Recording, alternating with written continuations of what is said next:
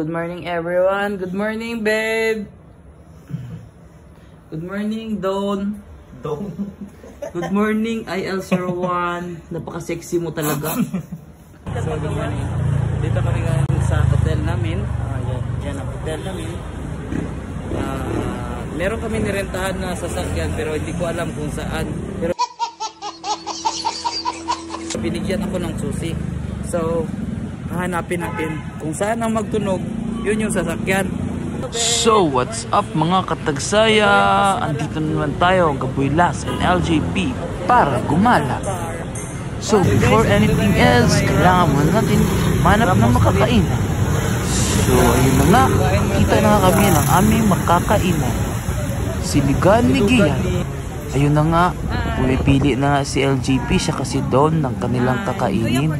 Alam nyo ba guys, ito yung mga sikat na silugan dito sa Cebu City. Klase-klase ang pwede mong orderin. Pero ako, I prefer to eat pork chop silog. So ayun na nga, sinerve na ni IL01 na dala pa cute. Bakit kaya siya sige pa cute? Anong plano niya sa kinabuhi? By the way guys, for only 25 pesos, makakain ka na masasarap na pagkain dito. So ayun na nga, papupunta na kami sa first destination namin ngayong araw sa Simala. Guys, share ko lang kasi meron akong panata na pag tuwing pupunta ako ng Cebu City, kailangan ko talaga pupunta sa Simala para magpasalamat at mag-inganyo pa ng ibang tao para magsamba at manalig sa kanya. By the way guys, pag pupunta kayo dito, kailangan maaga kayo kasi para hindi kayo maabutan ng traffic. Super traffic talaga dito. Tara, time goes by.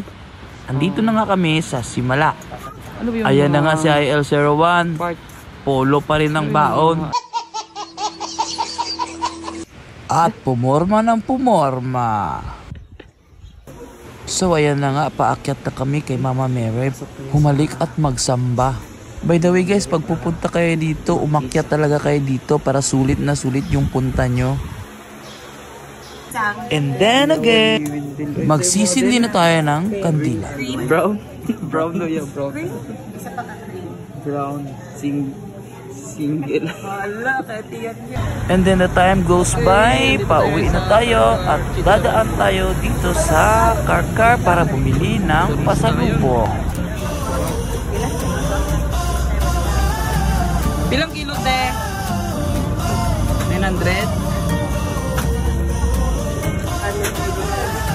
And then again, tester muna kung masarap.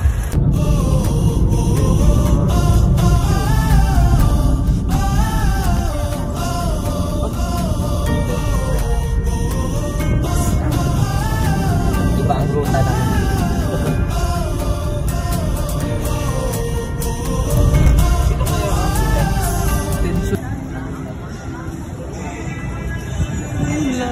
So, at the time goes by, nakarating na nga kami dito sa Magellan's Cross, located at Basilica de Santo Niño. By the way guys, panata ko rin to sa tuwing pupunta ako ng Cebu City is kailangan kong puntahan si Santo Niño. Malacanang sa Cebu. Here at Ayala Road. Ayala Road. Ayala Subdivision. Paano magkaon rin, Mark?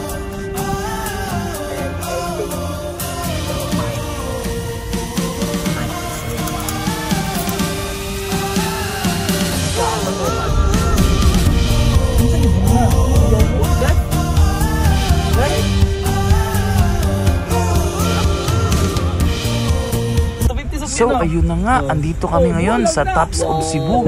Alam nyo ba guys na grabe na, nag soft opening na po yung Tops of Cebu.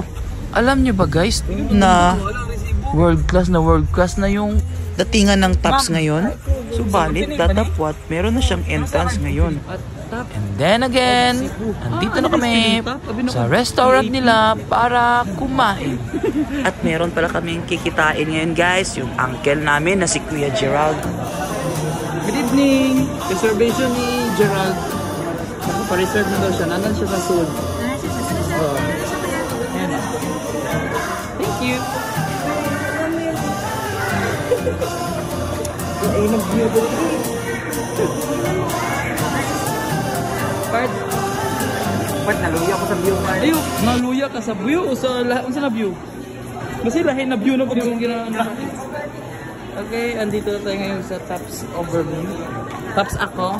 Ato na nag-tops. Tops in me. Tops ako. Part, naluya ka sa view. Unsa na view? Unsa na view part?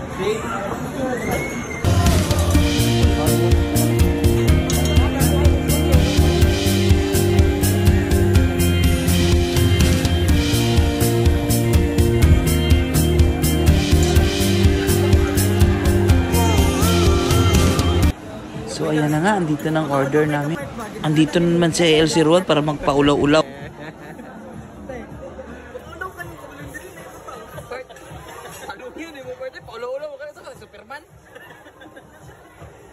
Thank you for the... Ayan pala si Uncle Gerald namin. Buti na lang, tinrit niya kami. Busog na busog kami sa mga orders niya. By the way guys, punta kayo dito. Napakasarap. Okay guys, And the time goes by. we're going to Baluarte. Papunta kami ng Baluarte ngayon guys. Ang sarap Hi na guys! Nagapags. Nagapags. Oo, wala ka makita sa daanan part. Ano yan? Nomad Refuge.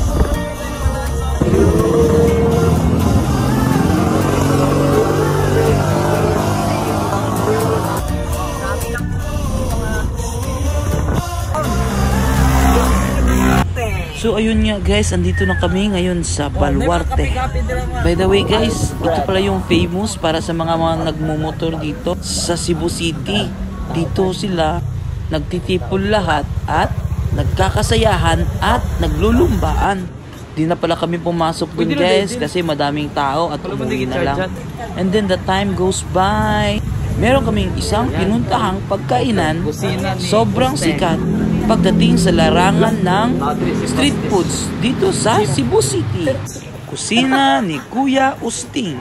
By the way guys, sabi nila siya daw yung fastest chief dito. Matignan nga. Kusina ni So ayun na nga, pumili na si GL94 kung anong kakainin niya. Magno-noodles ba, pancit canton, corn beef, or beef loaf ang kakainin. Tingnan nga natin kung mabilis nga ba yung kamay niya. Time lapse. Fastest chip. Fastest chips. Ang linya ano dito? Ano yung part? So ayun na nga, busog na busog kami doon. Kaya pumunta na naman kami dito sa may RT Park para kumain ng dessert. FYI dude, napakasarap. Well, recommended talaga ang sarap nito. And then again, nabusog na kami at bumalik na kami sa aming hotel. Hanggang sa huling pagkikita guys, I love you all!